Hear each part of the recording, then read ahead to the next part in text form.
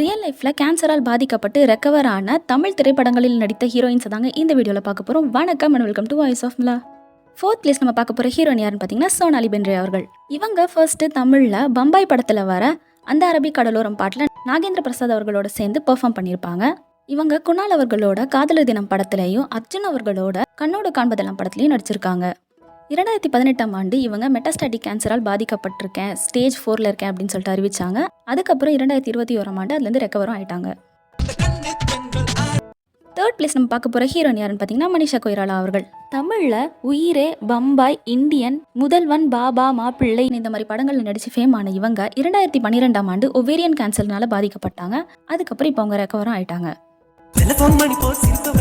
2nd place நம்ம பார்க்க போகிற ஹீரோயின் யாருன்னு பார்த்தீங்கன்னா மம்தா மோகன்தாஸ் அவர்கள். தமிழில் சிவப்பதிகாரம், குசேலன், குரு என்னாளு, தடையற தாக்க, எனிமி இந்த மாதிரி படங்களில் நடிச்சிருக்க இவங்க தளபதி விஜய் அவர்கள் நடித்து வந்த வில்லு படத்தில் வர டேடி மம்மி அப்படிங்கிற சூப்பரான பாடலையும் பாடியிருக்காங்க. இவங்களுக்கு WBCயில் இருக்க லிம்போசைட்ஸ் அப்படிங்கிற செல்ஸில் கேன்சர் செல்ஸ் உருவாக ஆரம்பிச்சிருக்கு. இதனால இவங்க 2010ஆம் ஆண்டு பாதிக்கப்பட்டாங்க. அதுக்காக இவங்க ட்ரீட்மெண்ட் எடுத்துட்டு இருக்காங்க. 1st பிளேஸ் நம்ம பார்க்க போகிற ஹீரோயின் யாருன்னு பார்த்தீங்கன்னா ஆக்ட்ரஸ் கௌதமி அவர்கள்.